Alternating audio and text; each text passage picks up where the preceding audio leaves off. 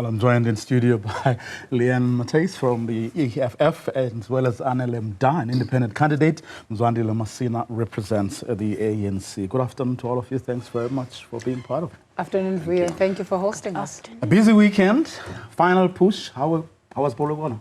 Polokwane was as expected. It was perfect, but we rushed all those of us who are deployed in other provinces to get back to our provinces to do the last-minute background things that the media don't see that we need to do to make sure that all things are ready to go. I watched it from this table yesterday. How was the F&B? How was the mood? No, the mood was good. It was electrifying. The people were happy, and I think the African National Congress, we demonstrated once again our strength. FNB is a very, very big stadium. You know, we decided this time around that only Gauteng province will have to work hard so that we can see our strength here. As you know, that we are highly contested in the province of Gauteng. So big up to Gauteng PEC and the work that they've done to ensure that we've got a national rally in FNB. That was full to capacity. It was? My Siangoba and my Telatupa was on the streets with the people. It was in taxi ranks. It was in every single place that you find people, in the gates of supermarket, of shopping centers. That was where I was doing my Siangoba. I cannot imagine doing, myself doing what you're trying to do.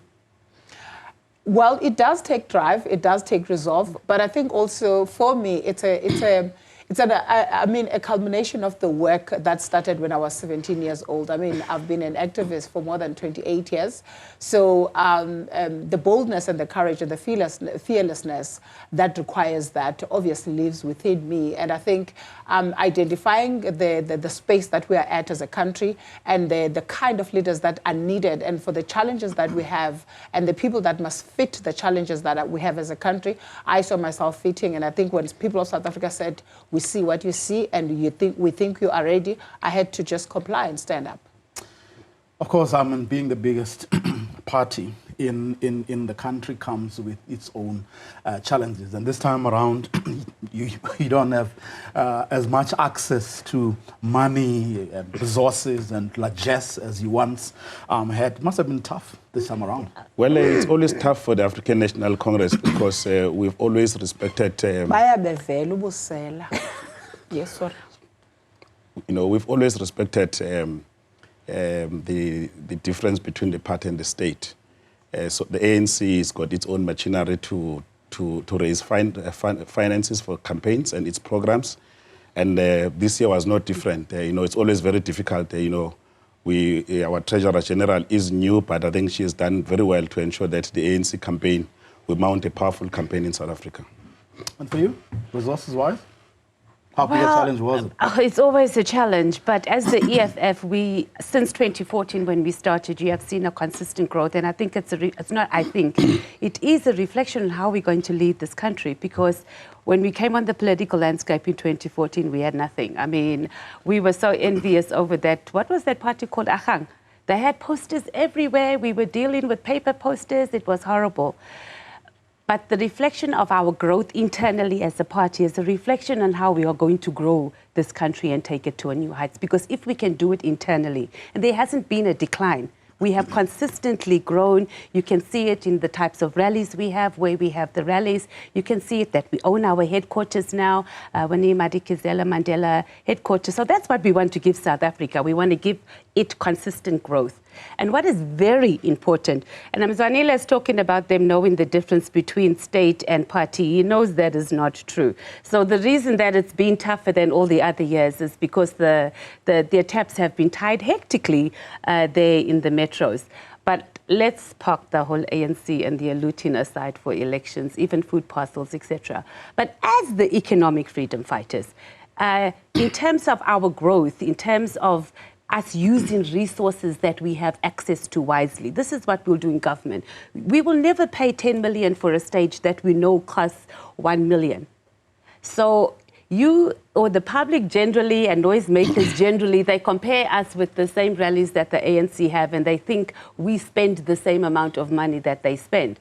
But we cut out middlemen. We don't have people in our parties that escalate a cost of a stage, for example, from 1 million to 10 million. But we can have the same stage as them, but we didn't pay that amount of money. So how you conducted your affairs? Yeah. Well, it's very know. interesting how many parties are interested in the affairs of the ANC. As a member of the still in our National mind. Executive Committee, I have not even received a report from the Treasurer General. What was the cost of the rally? It's very surprising that I'm giving you an example, but you know... Yeah, it's a very terrible example because we just had we stages. use the same service providers. Well, I'm telling you that as a member of the National Executive Committee, we've not received a report in relation to the cost of this rally that we just had now. So I think it's a very terrible example to use currently. But I'm not talking about that rally in particular. I'm giving an example of just generally, as the economic freedom fighters, we are always pitched against the ANC, so people think we are hiding money. Like, where do you get this money from? But we literally manage the money that we get through the IEC, through our representation in Parliament, through the legislators, and we manage it extremely well. So that's why we can go up against the ANC. But they are known for that. We use generally the same service providers, even with transport.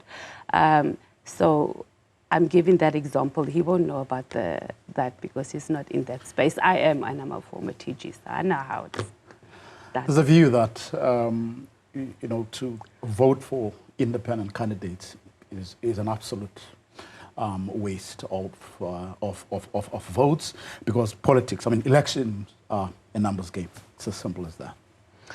In fact, any presupposition that holds that view is not just a backward view.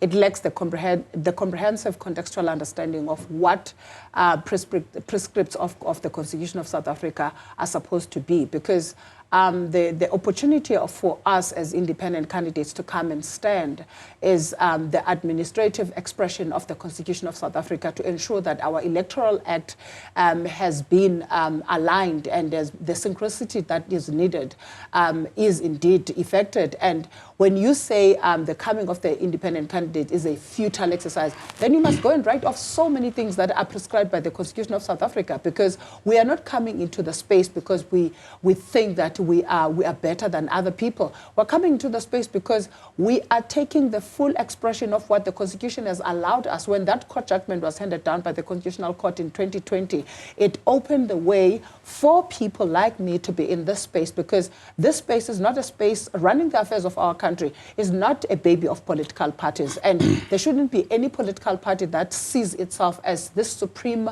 authority, that we are not supposed to come into the space and contest ideas with them, because all of us, if anything, we are in the pursuit of trying to ensure that democracy for South Africa works and works for the people of South Africa. And us going to Parliament is not just to tick a box, but for also to ensure that we bring the much needed contribution of diverse voices that emanate from grassroots, unrepresented and unheard and unseen people who currently stays outside of the margins of Parliament. What is your analysis telling you? Are you worried about the multiplicity of parties? So many parties, record number of parties contesting this election, as well as independent candidates like Anele. What is your analysis and research telling you? Well, it's a myriad of things. I think on one hand is the fact that our democracy is maturing, so people are having different choices. But on the extreme other hand is that many of the parties are basically sponsored programs of those who want to keep the status quo. So the African National Congress, other than being worried, we're working very hard to at least clarify some of these difficult moments that we're facing. On the left, for instance, to give you an example, you have quite a number of parties that would have emerged out of those who were in different leadership positions of the ANC, heavily funded, by those who were colonial and apartheid masters. And on the right, we've also seen the rise of many of such parties like Rise Mzwandile and all those parties who are publicly funded, and they have declared who are their funders. Basically, the idea there is to ensure that as black majority, we are kept into the margins, whereas the colonial masters attempt to capture the state, if you like.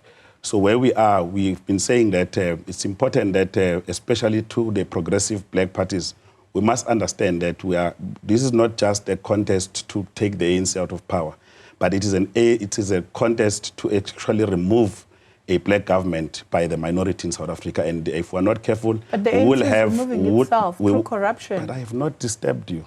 Can you just be kind and patient and allow the debate? But honesty as well. Because you can't say black parties want to remove the ANC. Through corruption, you want to remove yourself. You will get your chance. That has got nothing to do with apartheid. Let Mzwandile continue. That has got nothing to do with apartheid. I mean, between me and you.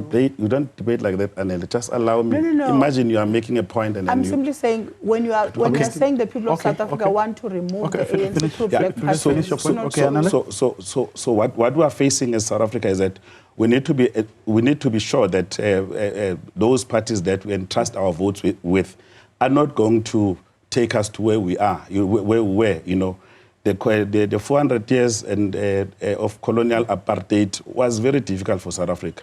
Just to give you a classical example, Vuyo, in this sixth administration, the ANC-led government passed about 124 bills and signed them into law in 1 year, because apartheid and colonialism was a very complex project, which basically was about suppressing the majority of this country. So we're saying that you know, the ANC has done everything possible to ensure that we're able to move the country forward over the past 8 years. I would like to even go back to the fact that Mzwandile is busy twerking here about the ANC twerking, that the voters, or that they're up against white monopoly capital or capitalism, when their old president has not told us about his mattress money. We still don't know about that CR17. Who were the funders of all that? So he mustn't twerk here and then ride on the votes of black people who are committed to Pan-Africanism, who's committed to having a black government who can properly lead this country. Because they go and they take those votes and then they go and give it to whites, and then they run this country based on capital. This is why our resources, our state enterprises are being collapsed. And they're bringing in PPEs and whatever else they are bringing, even the post office, because they are feeding. That Ramaphosa is the head. He's like the little puppy dog of white monopoly capital and capitalism. They must stop taking our votes of black people and lying to them. I'm going to ask you to please hold your thoughts right there. This conversation, of course, continues right after this.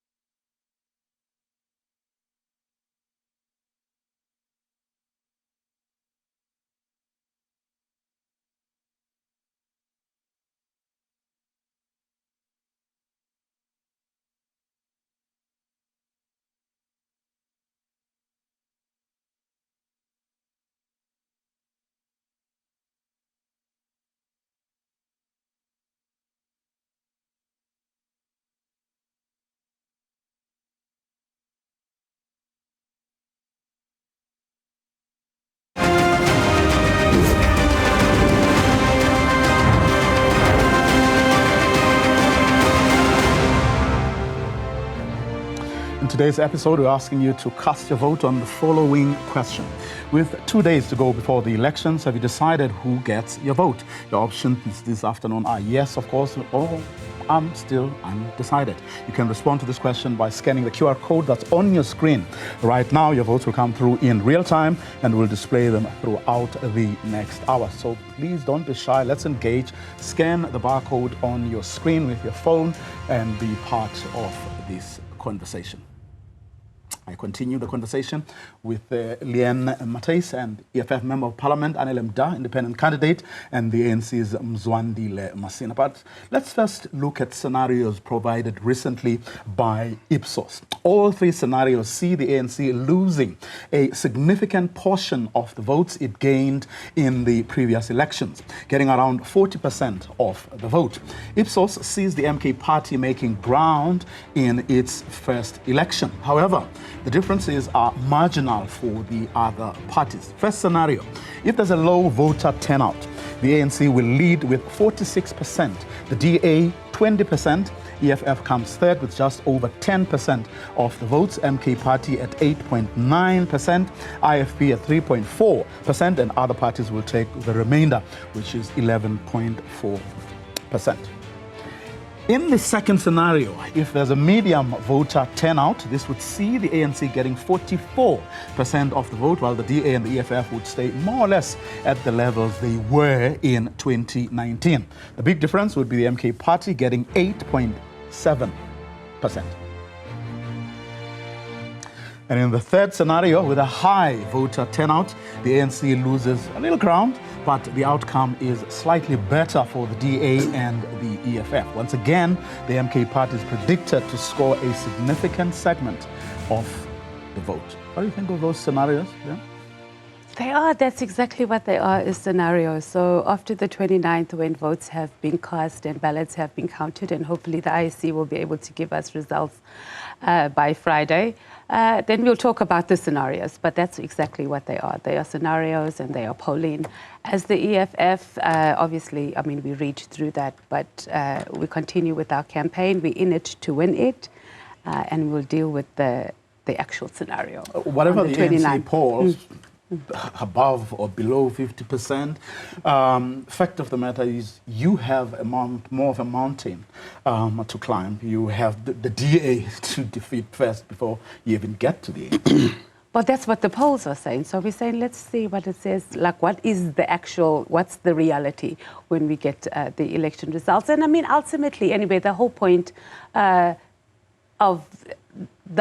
is that the ANC will be eaten slowly but surely. So the decline of the ANC is also part of the agenda of the EFF. Because as you see their decline, it means they have less access to looting resources to fund not only their personal lives, but also to fund elections and mislead the public by giving them T-shirts and food parcels. But you can see that there's actually just been a complete rejection in these elections as we go when we do door-to-door. But besides all that has happened, as the EFF, we have noted the polls. We are on the ground and we will wait for the reality of the results of that. We did invite, but we did. I mean, the DA, they dropped us at the very last minute. You must be worried. Look, we respect, firstly, we must say that we respect the independent polls that are being conducted. And the ANC, because we take them seriously, we have gone on the ground. You know, our campaign has been the most, personally, I've never campaigned the way I've campaigned this year. I'm sure many leaders will say the same because we took these polls very seriously. And scientifically, the last elections, we got about 57%, and we were polled just below 50%. I must say that we've ran, the most humbling campaign. We've crisscrossed the length and breadth of this country to try and bring across the message of the African National Congress. And I think I must say that the 6 priorities that has been presented by our president are finding resonance with many of the voters. And I can only say that the ANC is preparing for a decisive victory over the next 3 days, tomorrow, Tuesday, and Wednesday. And when votes are counted, and I'm certain that there will be margin of error to the positive of the ANC, and the ANC will actually be above 50%. But I mean, apart from holding out to Thabo Mbeki's, Matthew Posa's, Tokyo Sehwale's, what else have you done differently, really? Look, I think one of the major achievement of President Ramaphosa has been the renewal program of the African National Congress, where the bad apples within the organization, they had to leave the organization. The ANC has cleansed itself over time, and for me, that has been a very important part. And also, just organizationally, the ANC is more united now than ever, than any other period of its existence. It's always unites. The leadership, my thoughts exactly. The leadership and the membership have understood that we are under siege. Everybody wants to see the ANC out of government, even though they're not presenting an alternative plan, what they will do better than the African National Congress. Hence, we had to make sure that we don't take anything for granted. Every member of the NEC, all structures of the African National Congress, they've gone out to campaign. We're given different provinces, different branches, different zones, different VDs, up to that level, to make sure that the message of the African National Congress reaches the most remote areas of South Africa. Elections about, one, visibility, but I mean, it's also about people believing that something is possible. You know, how are you finding it? Do you think people have seen enough of you to be able to, think about you when they get to the ballot box? I've got no doubt that I have ran a campaign that, firstly, it resonates with so many dejected people of our country. I ran a campaign that was not about Anele. It was about a woman who has lost hope in the system of democracy in our country, a woman whose child has passed and graduated but remains part of the furniture at home because the system that currently presides over our country in the form of government does not offer opportunities for young people. I ran a campaign that spoke to the domestic workers, the security guards. I ran a campaign that was really about the elevation and bringing to the mainstream the people that are not seen, that are not heard.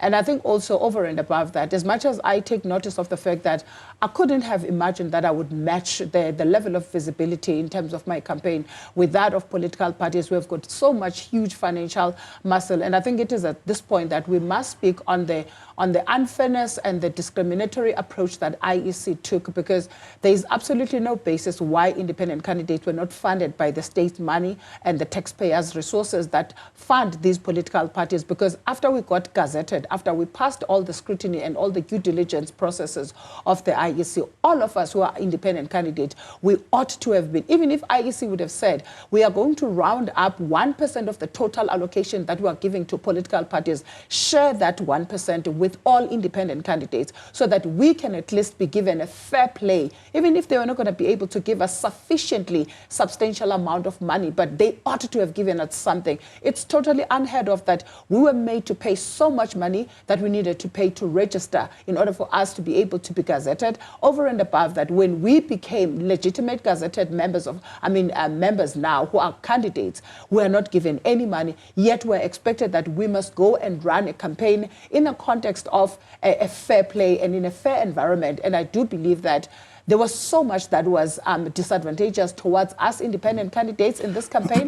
But over and above that, I strongly believe that my showing will be attested by the results that I'm going to be getting on the 29th. Let's just say you do make it. I will make it. Your former home needs you in case they fall, as predicted, below 50%. What would your attitude be?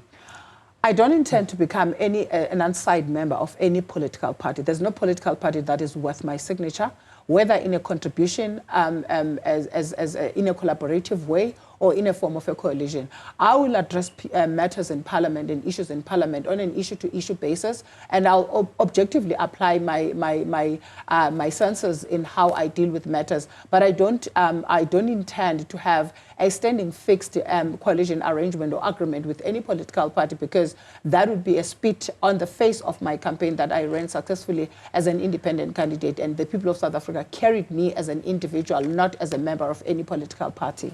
The president yesterday said he was looking forward to Floyd Shivambu being the Minister of Finance. Are you not? I mean, after 30 years of what's been going on there in the Treasury, it's time that we move away from the neoliberalism in the way the Treasury has been operating. I mean, our DP is clear. I mean, he's a proper communist, he's a socialist, he's got a memory that I think it's even a thing. But I mean, you're not going to win the election. Yeah, you know this, but you'll know this. Let's have that conversation on Friday when the election results are election results are announced. But we have, and our DP is ready to take over their Treasury office, and we're going to see a huge change in how money is allocated. We'll make sure that mines are properly taxed and that money is properly fed into the education system. That is a complete disaster right now. I've noticed that during this entire... Was the president saying that on the basis of a possible permutation, one possible scenario, which is going to better the ANC? Our scenario is that we are in it to win it. So we talk the language until we get there. But we are being realistic. We are in it to win it. And the results will come on Friday, and whatever happens, we'll have those conversations. But for us to start having discussions about are we going to have an arrangement with the ANC or whoever, it's way too premature. Is it as That's wrong. How do you... they even have they drafted an entire bill on how coalitions must work, but they didn't end up going to present it there in Parliament because they also know that, Shem, their time is up. Look, the ANC is campaigning for a decisive victory, and we are not going to be giving ministers and members of cabinet. That's a purview of the president. And we believe that we are going to get an outright majority in these elections as the African National Congress. And we will respect the outcome of the elections as the African National Congress. We don't know. That's why we really have worked very hard in terms of our campaign to make sure that we explain to our people what are these 6 priorities and how do they relate to the plight of our people on the ground. You know, for instance, if you look at our first priority around the issues of jobs, you know, we've basically said that if we don't industrialize South Africa, we're not going to be able to ensure that we can create a number of jobs. So we now have a very clear job plan that is anchored around industrialization. And secondly, the issue of, thirdly, the issue of cutting the cost of living. We've been very firm about zero rating some of the items, the foodstuff that are critical, including what the president has announced on the basic income grant.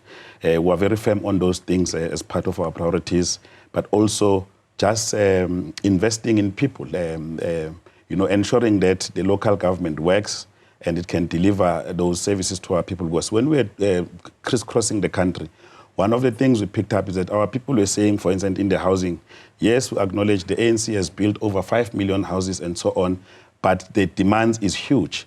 The ANC must, you know, accelerate its program on ensuring that there are service sites where our people can build houses and they get necessary support. With regard to water, our people they were appreciating, but there are certain areas where there are no water, where we must ensure that we can provide water as well as electricity to our people. So that's why it's important that we're able to do those things as the African National Congress. But I mean, you've heard people saying, what can you still do that you couldn't do in the past 30 Thank you. 30 years, we must hear about toilets and water. Guys, you're not serious. You know, South Africa is, you know, unfortunately, you know, discovered by the Portuguese in 1488, and Jan van Riebeeck in 1652 consolidated and they took over. 400 years of plunder in this country cannot be corrected in 30 years. So and I can tell you now that, as President Mbeki said, when he articulated, and nobody dared challenge him, when he said, in 1994, after a democratic breakthrough, when the ANC came into office, there was no pen, there was no paper, there was nothing. We started the state from scratch. So everyone who is contesting today is contesting that which has been built by the African National Congress. We today have a country that all of us are proud of. We are not oblivious. We are not oblivious to the fact that there have been challenges, and we've dealt with some of the challenges, and we will continue to deal with some of the challenges. We have built a capable state, and that is why now today the very same state is being contested by everybody. You know, it was not easy. The 82 years of fighting apartheid in South Africa by the African National Congress was really lying to us for 30 years, Shem, so these 30 years that is being disputed, a lot has been done. We have prepared a report for a 30-year review report that indicates all the things that the ANC-led government has been able to do. We've built schools, I hope your put included how much we've looted Mzwandile. We've built dams, we've built universities and all other infrastructure in the country. Well, what do you stand for? What are you about? I stand for leadership of integrity, which I'm one of those people who are tried and tested leaders of this country who have put themselves on a pedestal for public scrutiny, which I've passed. And I do not bring, credentials that are based on a historic benefit that I want to use to shield my own misdemeanors to the people of South Africa. We cannot sit here and speak about the fact that when we acquired or when we attained the democratic dispensation, there was no pen and paper. There was indeed no pen and paper, but obviously when we're looking at our country 30 years down the line, we're looking at a country that has squandered the money in the post office. We no longer have a post office that is stable. The very basic thing that South Africans had at their access. I mean, we are sitting in a country right now where you are looking at students who graduate from varsities, and when they still are unable to pay NFSAS, they get blacklisted, they get put on debt collectors. On the other hand, they are not given jobs where they can go and ensure that they are in the job market so that they can repay the very same student finance that they got. We are in a country where small black businesses are unable to participate in the broader government public procurement because the only way of participating in public procurement is through political connection, where you've got an elite connected few who are participating in the form of tenders, being the only people that enjoy the benefits of the taxes of South Africa. So I stand for a integrity that says at the public service, we must move aggressively towards ensuring that we abolish the tender system so that we can open the field to be fair and level for every single person in South Africa to participate. How will you take the country forward? Yeah, not with this ANC lying to us for 30 years. I mean, and now you are even weaponizing a system of apartheid that had robbed us. Weaponizing it because you couldn't give water and just toilets. Guys, we must normalize shutting down the ANC because 30 years you cannot still come here and lie and tell us about water and toilets. It's basic. We don't even have to talk about socialism, marketism, capitalism, nothing. Just toilets. You know, I went into Parliament, I was an MP in 2014. I sat on that Human Rights Settlements Committee.